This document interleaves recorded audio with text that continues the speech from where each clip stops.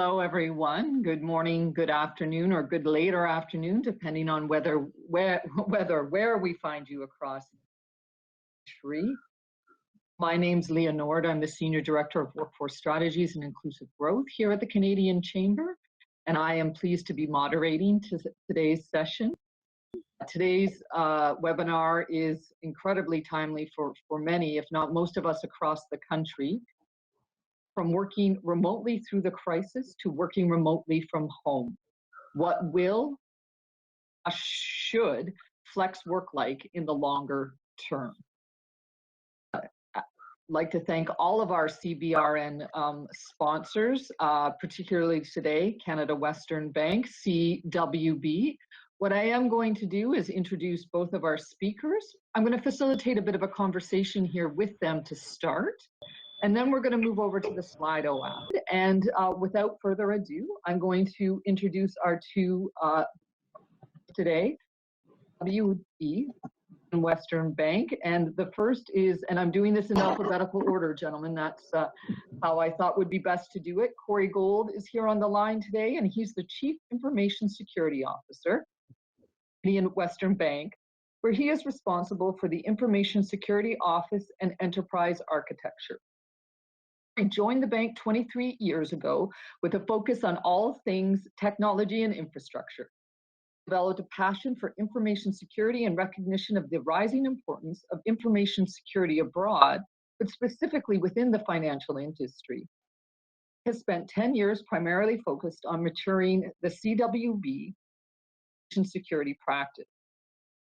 Closely with senior leaders across all lines of business, he is continually striving to build a security culture and community to manage cyber and information security risks while remaining aligned with the strategic direction of the organization. Also joined by Jeff Wright, who is the Senior Vice President of Client Solutions, and Jeff is a leader within CWB's banking business. The Client Solutions team is marketing, product development, sales force effectiveness, data, and digital. His team leads a broad range of changes across the organization designed to position the organization for high growth, enabling a superior client experience. Joined CWB and moved to Edmonton in June 2018. Prior to that, he spent nearly 15 years at BMO in Toronto and Chicago, where he filled a variety of executive roles, including corporate strategy, retail branch leadership, force effectiveness, digital, and transformation. Before BMO, he spent 5 years with the Boston Consulting Group in Toronto and Amsterdam. He graduated with his MBA from the Fuqua School of Business at Duke University, and he has a BCom from Queen's University. So gentlemen, good afternoon. I look forward to this conversation today. Again, very, very timely. And Jeff, I'm going to start with you today and ask, for those who aren't familiar with CWB, just a quick overview of who you are and what you offer. Sure. CWB is about a $30 billion Schedule A bank based in Edmonton. We operate across the country with a particular focus on meeting the needs of business owners, whether that be with their company, with their personal lives, or dealing with their wealth. Thanks. And I know, because we've had many discussions with you folks, that you, as many others, quickly pivoted. Oh, I'm just going to ask everyone, if they can mute their lines. We've got some typing in the background there. Thanks very much. What I was saying, Jeff, is that we've had a number of conversations with CWB, and we know you, as many other folks, had to pivot and quickly back in March to working remotely, working from home. Our entire team that quickly can have effects both mentally, physically, and with security and security concern. What has CWB been doing during the pandemic to help your teams weather this storm? Resources you have in place to assist your teams in regard to mental health as well as well-being, and setting up to be productive in these new, work from home environments. And what would you suggest, based on your experiences, to assist other businesses and business owners, our teams? So yes, timely question. And we're pretty proud of our efforts in the last 3 or 4 months, and the feedback we're getting from both our clients and our teams has been really great. I'm going to leave the security stuff to Corey, but I think we're really focused on 3 areas. First of all, is around leadership and thinking about what do you need to do differently now that your team's not right in front of you. And so it's things like having more intentional connection points with your teams, and making a point of just checking in how people are doing right now, because most people are dealing with a level of stress that goes beyond the normal, beyond work. And understanding what's going on in everyone's lives is a pretty important part of keeping everybody happy and productive, and being as flexible as we can be to adapt to whatever situation they're trying to deal with. We've also thought quite a bit about the mental side. And so we've quite intentionally done some fun things, like we've had all employee online concerts, and improv shows, things like that, to kind of keep everyone together, and really just focused on, we call it staying together while apart. And so, anything from Canada Day celebrations to Multicultural Week, any excuse we could come up with for some sort of a team building opportunity, we're just looking for anything we can do to just keep people connected and avoid that feeling of isolation. And then finally, we found that there's a real temptation for people's work life and personal life to blend together. And so we've really been encouraging our teams and giving them best practices and tactics around things you can do to try to create that separation and make sure that you don't end up working 24/7 and losing balance in your life during these times. And then the last thing we've done is more on the physical side. So as we realize that this is not going to be a few months, but it's going to last longer, a number of our team members just aren't set up to work from home very well. And so we just recently made available to all of our employees the ability to order 6 or 7 key items online. And so, whether that's a chair or a second computer monitor or a footrest, things they need to be comfortable and productive at home. Excuse me, and we've just made that available across the board from the company. Wow, Jeff, that's fantastic, and thank you. And there's about 80 questions that emanate from that, but we'll come back to those, and I'll encourage those on the webinar today to feed forward their questions. I know I've got any number of them, but in the meantime, Corey, I'm gonna flip it over to you here for a little bit of rapid round of questioning from the security and the cybersecurity point of view. And ask you, in the first instance, how did CWB set up their teams for long-term success for working from home, maintaining security, right? This is key for everyone. And how do other businesses, particularly, SMEs, apply this to their own business model? Did you training to folks at home? What kind of systems did you put in place? We it would be really helpful to learn from your practices and experiences. So yeah, no, great question, and certainly a question that I receive quite often during this time. So, Canadian Western Bank, we were fairly fortunate in the decisions that we've made in the past regarding technologies, and knowing that we're moving to this more mobile environment. We've got networks of employees that spend more time outside of the office than not. So we were fortunate enough that we had a lot of the back office or back end technologies required to support this new work arrangement, but they're primarily focused around a couple of things, and you touched on them.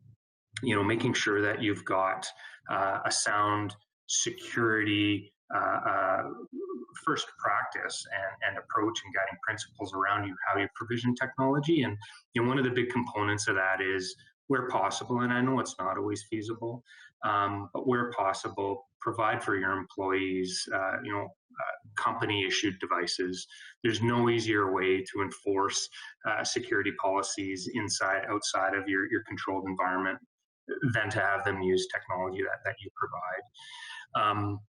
as far as the services that you use to connect to your technologies, to your data, to your services and applications, there's a gamut of different technologies available out there. I would say, as early as just 10 years ago, it was a very difficult thing to provision on broader scale, let alone smaller scale, in a secured way. But this movement in the industry to cloud-based services, to software as service, providing a secured channel for your employees to connect back into your services is a lot easier now than ever before. So, for those that don't have the capability to or feasibility to provide to each of your employees a company device, there are other mechanisms and avenues that you can explore, and I'd certainly encourage you to do that. And I would just add as well, and I know as the conversation goes on, I'm sure we'll spend a lot of time talking about this. It's near and dear to my heart.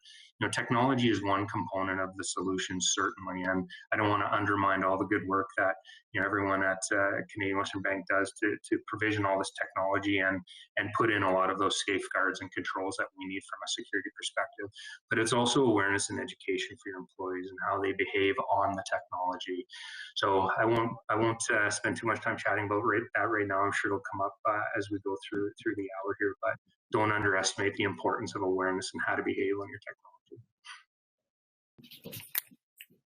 Corey, and you did touch on this a little bit, but I do want to actually probe a bit deeper. It's something that I'm in trouble a lot for at my offices, because you've talked about, sort of that company issued piece, right? But and work, issued devices. But what about devices? How can employee, or even, here we are at home and it's our personal internet and whoever's around us. How can employees at home avoid being targets with that in that context thing? Yeah. So the unfortunate answer to that for many is try your best not to use the same technology for work and business. If you have the potential or opportunity to do that, delineate between the two. For me personally, and it helps with that mental decoupling as well. I swivel my chair to the left, I know that I'm personal. I swivel the chair to the right, I know that I'm now work oriented. And again, I know for many that isn't practical. So, the reality is we're far more liberal in how we use our technologies from home. We pay our bills, we chat with our grandchildren, our children across the country. We're on Facebook, we're communicating over these more digital channels, social-based channels, and then we open up a spreadsheet that has financial information. So, the best advice that I can give for those that are have no other choice but to use personal devices to conduct their work, do what you can from a technology perspective to separate those two. So there are virtual private networks that you can spin up. If you're connecting to your office from home, regardless of whether it's a corporate device or home device, and not using those technologies, that's first and foremost. You need to address that. The only way to provide that, we call them table stakes type controls in the world today, is to assume that there is some expectation of delineation. Again, I do it as well where I can. I will use a personal device to connect to the office, but I also know that the mechanism I'm using to connect is a step above that direct connectivity. So, a bunch of technical rabbit holes that we can dive into here, but just make sure you're working with your technology teams. Whether that's you're fortunate enough to have a team within your organization, or that's a service that you outsource to a provider. Have those conversations. What are we doing to secure that connectivity from wherever to the office? And then again, I'm going to say it again. Make sure you know what some of the very common tactics are and threats out there, so that you can spot them. This entrance into this social media, this digital way of working, in a lot of ways, we're extremely fortunate. I often say, had we seen this crisis 10 or 15 years ago, I think we'd be way worse off, just generally speaking. we can hit up Amazon and order our food. We can connect back to the office to do the work that we need to do. But know the different threats and avenues and what those exposures are. We're much more likely to follow a link that's sent to you from a friend on Facebook than we are through a corporate email address. So, the threat actors out there know this. They know that folks are much more willing to open up an attachment that may appear to be, a financial statement or an invoice that needs your signature in this environment than you would be in a corporate setting. So I would just again encourage some emphasis around awareness training. If you again are fortunate enough to have that capability within your organization, stress the importance of getting that awareness out to everybody. If you don't have that capability within your own group or organization, there are a number of third-party partners out there that will help to build a solid and mature security awareness program. And I'm actually going to probe you a couple of directions on that a little bit further, and then we'll come back to you, Jeff. But when you talk about this, and I mean the difference from 10 years ago, but looking at now, question gets a lot, but like is top of mind or very topical as well, is what are those sort of usual suspects when it comes to the vulnerabilities, and how do we fix them, but how do we even identify them in the first place? I think that because as I sit here at home, I've opened many attachments, now I've been sort of, but as an employee, but also as an employer, if you could speak to that a little bit, that would be appreciated. Yeah, so this absolutely is the number one question that I receive. Has the threat landscape changed? Has our risk posture increased as a result of the pandemic? And it's a bit of a loaded question, but I'll do my best to get through it quickly. So the threats we face have not changed. Threat actors are after the exact same thing for this corner of the globe. So as you expand and beyond and over pond and into areas of Europe and Germany, China specifically, the end goal is a lot different than what we see or face in Canada. So from our perspective, the threats are the same, and that is access to credentials and access to data for the purpose of financial gain. We're not nearly as exposed to threats around political actors, to threats around gaining access to intellectual property. Although we're starting to see more of that trend, it's financial gain remains the number one reason that people go after organizations in Canada. So, with that in mind, the shift to this new work arrangement and this crisis that we're in, the threats haven't changed, but I would say the risk has increased almost exponentially. And what do I mean by that? So again, this environment where we no longer have the opportunity to walk down the hallway, poke our head into a cubicle and say, hey, the spreadsheet you sent me on these financials or this proposal, something's a little off, can you help me through this? We're much more inclined now to more liberally open attachments that hit our inbox, more liberally respond to links that we might see. So that hasn't changed. I can tell you that technically speaking, the number one vulnerability or avenue into an organization still today remains email. Clicks in an email, links in an email, attachments in an email. That has not changed, and it's pretty much stayed static for the last, I would say, 3 to 4 years. That is the mechanism. Yes, is there still threat of these more sophisticated actors finding vulnerabilities in your external perimeter and working very movie-esque, working your way through routers and switches and firewalls, and that threat still exists. But I would say that's maybe 5% of what we face. The other 95% is very commodity type, high return, easy to exploit stuff. And when we talk about vulnerabilities, we don't like to hear it, but the number one vulnerability we have is people. We are the number one vulnerability out there. We are very human in nature, obviously, and Canada specifically, we err on the side of trust, and that's exploitable. So the vulnerabilities remain the same, the threats remain the same, but do take stock in the fact that the risks we see are certainly increasing, and they're much easier to exploit in this new environment. Hey, Corey, that was great. That's actually spelt it out, more clearly than I probably ever heard even before the crisis. And the idea that the risks are the same, that it's heightened. But in light of that, I mean, we can all react once something terrible happens. But what are those sort of more proactive measures we can take? And even I know it'll come up in the questions here later too, but education piece too. If if the biggest vulnerability is us, the employees themselves, if you could speak a little bit to that, that would be great. Yeah, sure.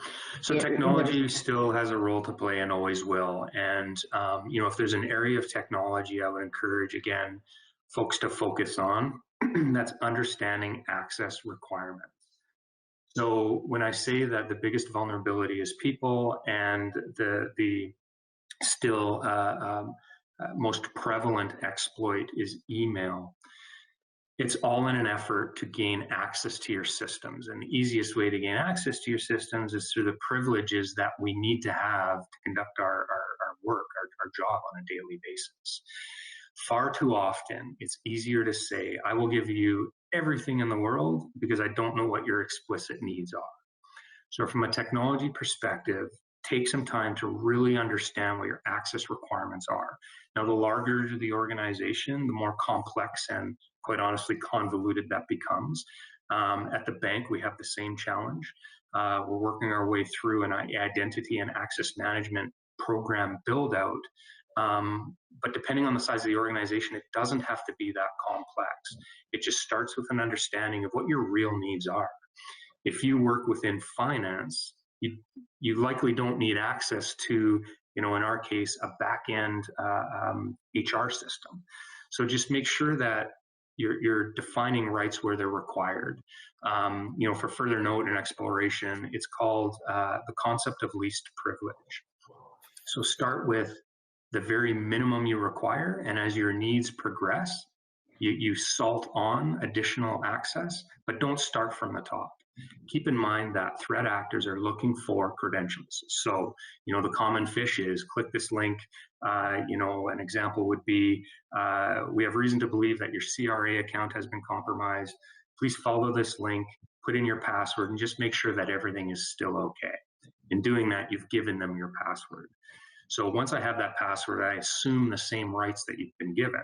If you've been given very elevated rights, that's a bit of a gold mine, and they've struck gold.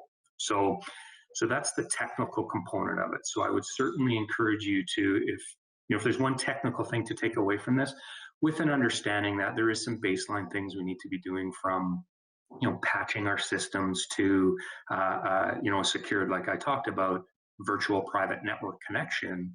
Once you've established sort of that baseline of best behavior, technically speaking, really take a deep dive into your access management. And then on the softer side of things, yes, it's the people. So, really work to establish and mature over time. I know it takes time to do so, but really work to establish your security presence. So I talk about security community, security culture. Whether it's a team of 1 or 50 or 100 in your security office, that number will pale in comparison to the total number of employees in your organization. And there's no reason why each and every employee in your organization can't be advocates for best security practice. So just work to get out there, work with the organization so that there's a general understanding of best behavior. And then with that, how do I engage if I think that something is wrong? We all are the best.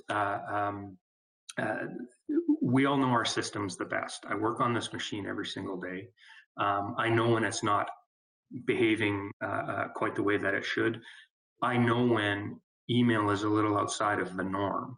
The challenge is, and I have the same challenge, I'm sure we all can attest, in this environment, our inbox is exploding. It's become the main channel of communication, like it wasn't bad before. So we have a tendency to quickly run through all this email, just I've got a target in mind to get through this 100 email today, and we're not as vigilant as we should be in assessing whether the email is legitimate or not.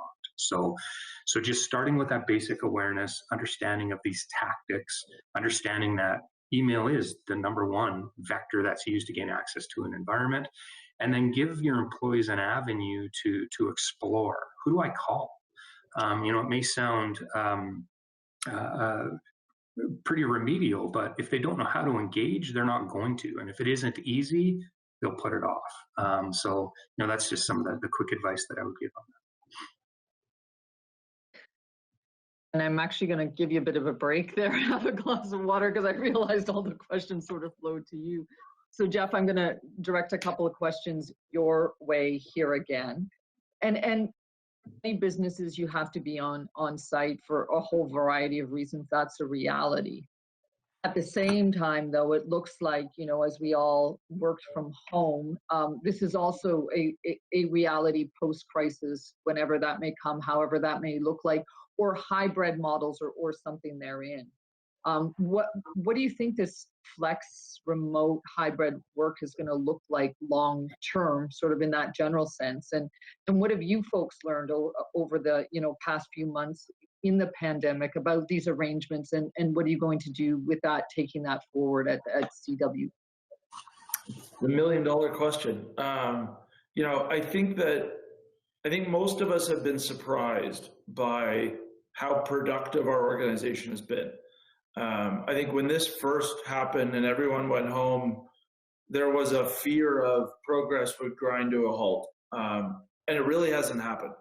Our technology team's done an amazing job of setting us up quickly to be functional. And then everyone's just figured out how to work this way and adapted much better than we ever anticipated. As we've talked to our teams about what do they see at the end of this, we kind of see three groups. We have about a quarter of our people that are saying they just want to get back to the office and get back to the way it was. We got a quarter of people saying they just want to work from home forever. And then we've got a big chunk in the middle that are talking about or thinking about some sort of hybrid. And so, flexible work arrangements is not a new thing at CWB, but I think we're going to have more people that are interested in it and are willing or are interested in exploring different things. And so at this point, I'd say we got a pretty open mind. Our focus has always been what matters most is getting the work done. When you work or where you work is less important. And so as long as we can keep everyone productive, if it makes them happier and a more engaged employee, then that's all good. And so, that's kind of where our mindset is. There's a lot of things that follow out of that. Like what do you do with corporate real estate? And so, we probably have a bigger office tower than we might need in a few years. And so, we're all thinking about those second order effects. And if we move to a more flexible workforce, what implications does that have? Thanks. And Jeff, I'm going to stay focused on you with a question here, and then it's going to lead into our Slido questions quite well, I believe. And so we're talking about this sort of longer term, right? Because I've also heard the argument, that we're actually, to this point in time, we actually haven't been really working from home, right? We're working through a crisis home, so this move to flex work. So on the one hand, it's from the employer side, right? And you have the benefit of being, quite progressive, quite innovative, quite large. Employer, be your advice to businesses of all sizes looking to implement something similar in their business model? So, I think there's two big questions that I've been thinking about.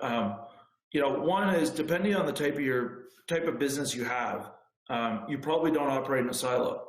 And so we've got many of our employees that deal with our clients. And so what we think is the right answer is only half of the equation. We also have to understand how our clients want to do business with us, and find a way to kind of come up with an answer that works for everybody. And so, I think many companies are similar. They've got some sort of client or partner or other organizations you work with. And so, you can't think that you just get to define the answer. It takes two to tango, and you got to figure out what makes sense.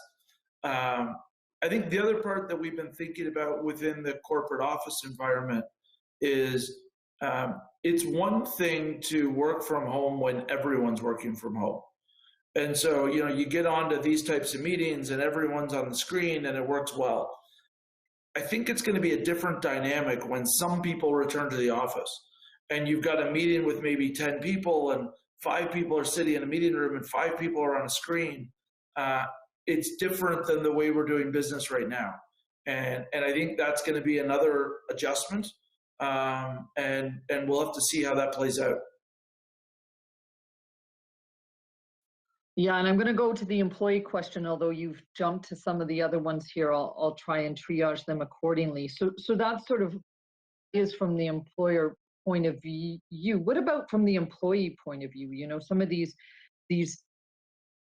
their thoughts, how they react to this meeting. I know that's a little bit washy, Jeff, but the question was about the challenges in a hybrid, dual, remote, and in-person model for both employers and employees. So I just wanted to flip it to the employee side if we could. No, that's fair. So, I think on the employee side, I think we've got a portion of our workforce that is actually just quite risk averse about the health concerns and don't see a place where they're going to get back to being comfortable again. And so, I think we have to consider that there's a group of people that say at some point there's going to be a vaccine and, more or less the world will return to normal. They're kind of at one end of the spectrum, and there's another end that are saying, I'll never sit in a meeting room again. And so, respecting that different people are coming from different places and coming up with an answer that works for everyone in your team, I think is really important. I think from the employee side, people are thinking about two halves of this. Part of it is the personal part, which, they either just like working from home, or a bunch of people have come to realize that their commute really sucked and not having to spend an hour or two in a car every day is actually wonderful. And so they're thinking about the personal side of things. At the same time, there's the professional side of things. And as I said before, what matters most to the company is that our people are productive.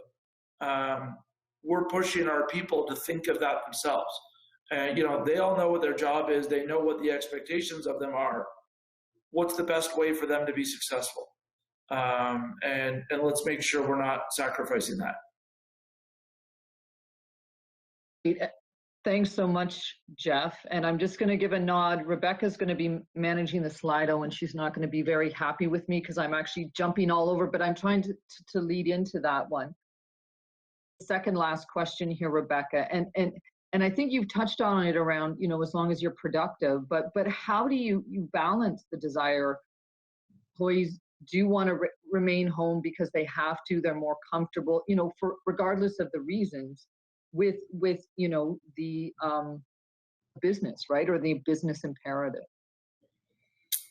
So I think it has to be an and, not an or. I don't think there's a place where we're saying that we are lowering our expectations of our people. And so we are more than willing to be flexible in the way they work, think about how can we set them up at home so that they can be very productive. But I don't see a place where we go to, actually, I'm going to expect 10 or 20% less from you so that you can stay home. That's not the way we're thinking about the problem. And I like that and part, right? It frames it positively. And I am going to the bottom once more, and then I promise to read from the top. But this takes it a bit different, and I know a lot of our colleagues on the line will experience this as well. So how has this crisis changed how CWB will market or create products for their customers, this whole client base that's key to all of us in this? How has that changed?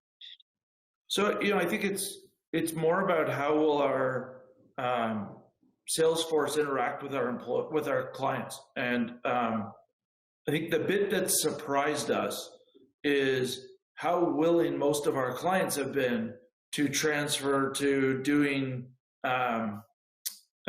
business with us through a medium like this. And so, we always felt a little bit limited in our opportunities from the fact that, we're not Royal Bank. We don't have 1,500 branches in every community in the country. And so we maybe limited our opportunity a bit by where we were actually physically present. I think we look at it now and say, actually, why is that a restriction? People are more than happy to do business this way. Sometimes you need to go there for the first meeting and establish that in-person relationship. But then I think it's a lot easier to transfer to video and do a lot of business remotely. And so I think it's going to open up for us all kinds of markets and growth opportunities that before we didn't really think about. Thanks, Jeff. And for this next question, we will probably come back to you because I think you just touched on it. But Corey, I'm going to actually address this to you. And I know if you can't, because I know it might be a bit difficult in the cyberspace. But the question is, positively speaking, what are some of the opportunities and advantages there have been as a result of this crisis? So I use the term "don't waste a good crisis." I think that applies across any line of business, but for us specifically, it's been, I would say, and I would say the success that we've had with the security program is the acceptance of the organization for the need, and that only comes through the building of partnerships. If there's a couple of things that we can leverage this crisis to help move forward, that's one of them. If you haven't established that good understanding and relationship of, what are the clear objectives of the organization, and how can, the work that technology, including cyber teams, are doing to facilitate that, it's a great opportunity. I've been fortunate enough again that we have that relationship established, but it's only solidified that. And we're not a group that says no, we're a group that says sure, but. And working with the organization to clearly understand objectives, there's no better way than to circle around a crisis like this, where in a lot of circumstances, security is a requirement to move the business forward. So I would say that's one of the big ones.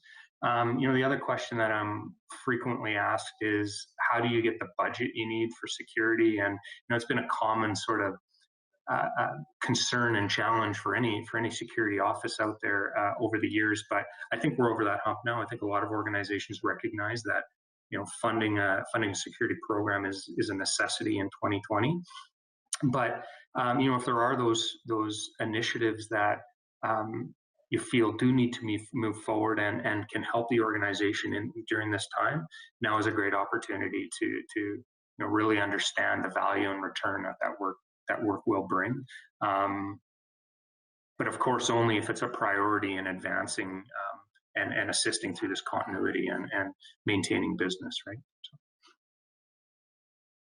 Corey, that's actually insightful in the sense that it is a bit hard from that cyber world, but I appreciated that perspective, to be sure. And Jeff, I'll just give you the floor to add anything. I know you've talked about, the productivity. You've talked about, kits or new ways of dealing with clients, but positively speaking, is there anything else you'd like to add, maybe that surprised you, or otherwise? I appreciate you've touched on a lot of it already. The only other thing I'll add, and it's more building on some of Corey's stuff, is part of our effort here has been around educating our clients on cybersecurity. And so, we've got lots of clients that on their PC at home are using our online banking platform, and they get a lot of the same phishing emails that we receive. And so, they'll be receiving emails asking them to send wire payments to somewhere or make a bill payment to somewhere, and it's all fraudulent. And so, at the end of the day, we're doing everything we can to keep our ship tight and make sure we're secure. At the same time, we're doing everything we can to help our clients see those threats and head them off, because frankly, once they fall for it, there's not a heck of a lot we can do. And so we're trying to help them up front see it coming. Thanks. And gentlemen, just so you understand as well, a lot of these questions came in through when people registered or beforehand. So again, pieces have been addressed, but I am gonna go down the line, otherwise we'll get lost here.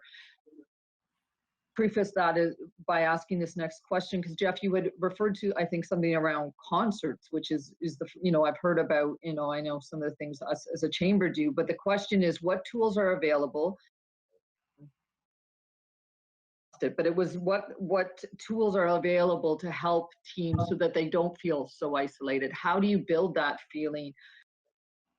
And extrapolate a bit further, because you've got everyone working remotely, but it comes back to that meeting example you gave, where some are in the office, some are remotely. Yeah. How do you build team unity or feeling or discussions over stakeholders, for that matter, as well? So, I'd say we've done things at two different levels. So we do some things company-wide. And so I mentioned the concert where we literally hired a musician, put him on a private YouTube channel, and the whole company logged in. We did the same thing with an improv troupe that we have a relationship with. And so some of these things have been company-wide. And then every leader is trying to come up with their own way, and we're all sharing best practices or things that have worked as best we can. And so, anything from, we've found virtual escape rooms that our teams have competed on. My team had a competition for the best and worst home office setup, and everyone was taking pictures and sharing them through email. And so anything you can do to just encourage that non-work related exchange, I think helps people feel a little bit less isolated and part of the team.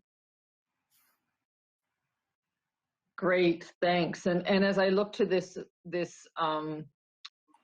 and then I do appreciate I'm editorializing a bit to set them up, but I think it's important. I've asked you sort of the proverbial $64,000 question, but here is the $65,000 question.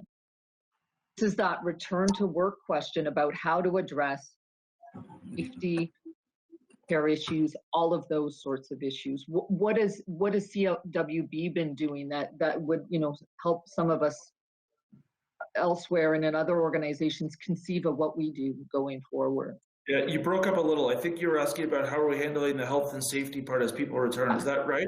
And there's on the question too, it's also the childcare piece, Jeff, as well. So I would say that it's probably two parts. So I think one is from more the health and safety side.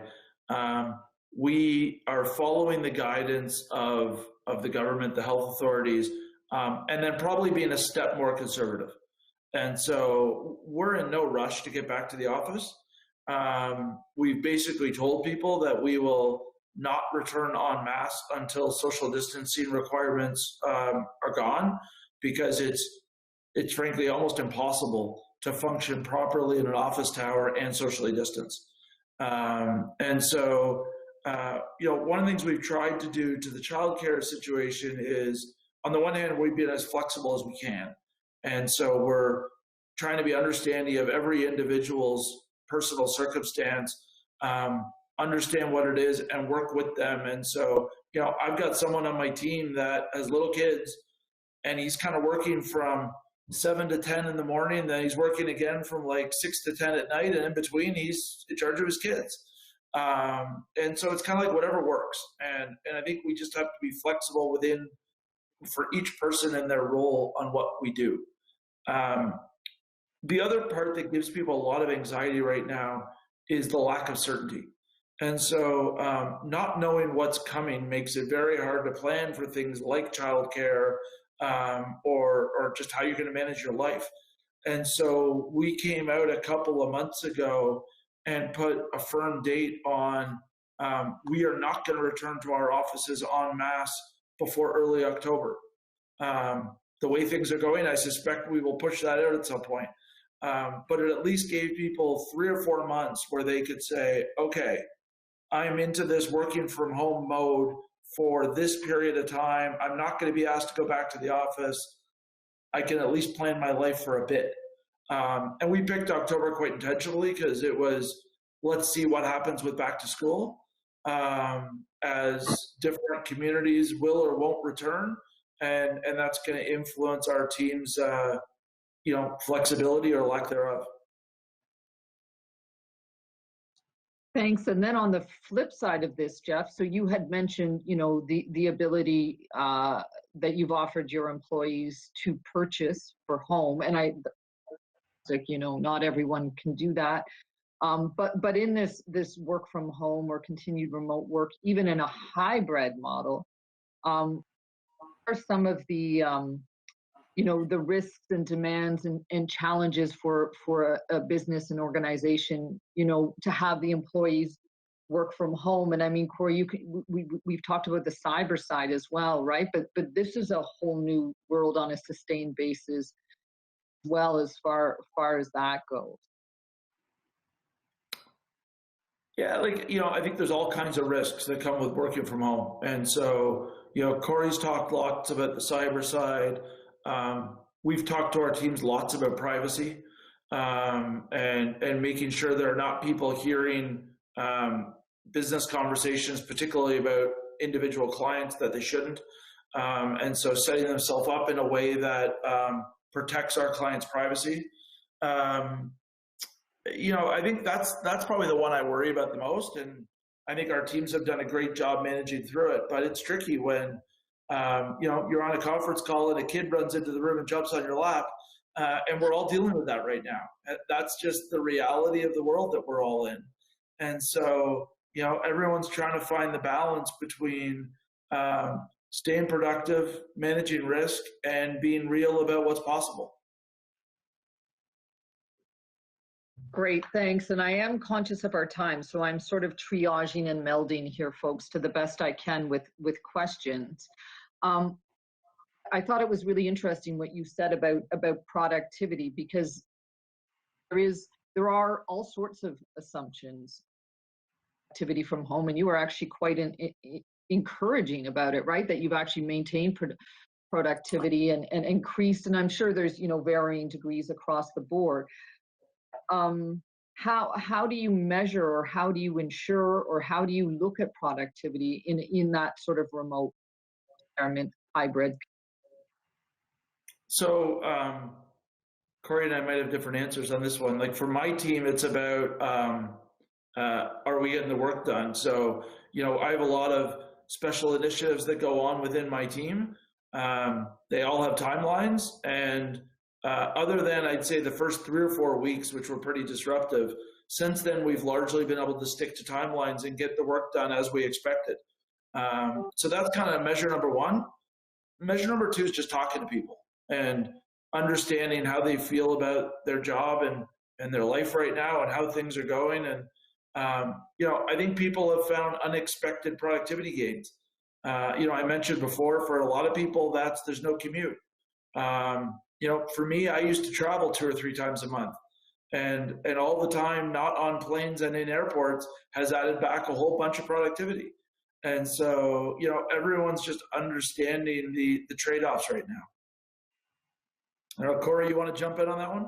Corey, do you want to? Yeah, I'd actually echo a lot of the same there, Jeff. In fact, we have areas within the team that are showing higher levels of productivity, and whether that's through time gained by not traveling, whether that's just a sense of comfort and ability to just zero in and focus.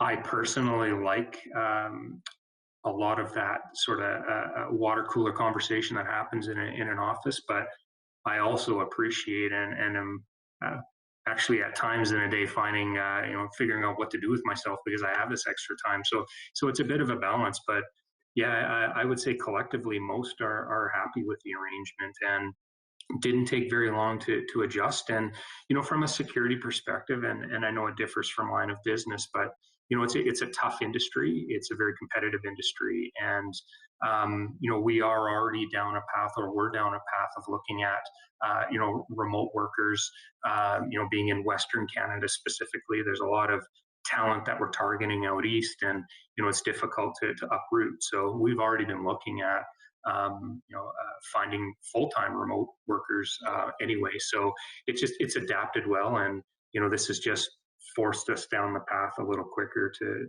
more closely evaluate. Thanks to both of you for that. The next question, actually, we talked about in employees, Jeff and Corey, vis-a-vis, health and safety. What has CWB done vis-a-vis clients, right, to reassure them of different health and safety security, both from, a physical, but also, you had alluded to the online aspects as well. Yeah, so I think the first step is that we're discouraging face-to-face interactions whenever we can. And so whether that's clients doing business through online or mobile banking, or if we need to have a meeting with them, that we do something like this and do it through video or a phone call. That's kind of plan A, is that whenever we can, we're doing things in a non-face-to-face way. If a client needs to come into one of our branches or meet with us somewhere, we have a whole set of guidelines that we've given our teams.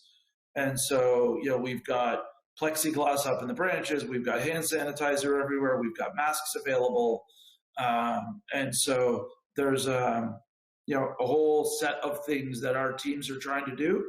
And I think the last one is we try to control the environment. And so whenever possible, we're asking clients to come to us instead of the other way around, because we can be confident that we've sanitized and have all the right PPE available in our locations to keep our people and our clients safe.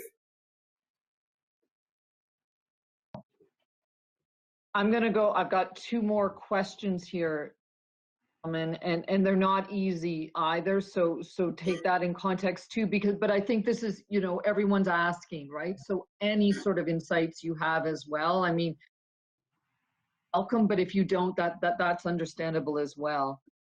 First question is, does or can working remotely apply to sectors outside of services / HQ? For example, how could a retail or a product-based business consider remote work?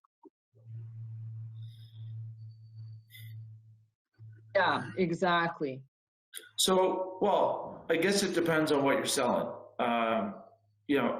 I think a lot of product retailers exist only in e-commerce. And so, it's possible. It depends on what the product is, and what role your sales force has to play. And so, if it's a product where people feel like they need to physically touch it or see it, it gets more complicated. But if they generally know what it is, and it's more about a relationship and getting to an agreement and making a sale, I think you can actually do a lot of that remotely. And I would add, we've definitely seen adjustments made where people felt they could. You look at the food industry as an example. Who would have thought that you could service that remotely? But they're finding ways to do that. So it's just that ability to adapt. That would be echoed by Mr. Bezos and his one-day profitability last month. It's incredible just how everyone has flocked to online commerce and delivery services like Amazon and the like.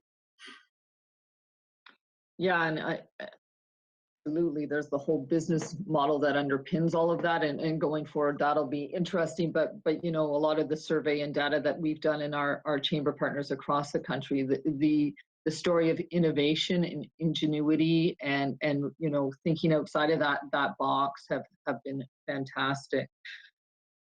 And the last question here, and again, putting you both on the spot with this one that's come in, is the one piece of advice you would give to leadership in the coming weeks and months for a successful transition might be for their workforce.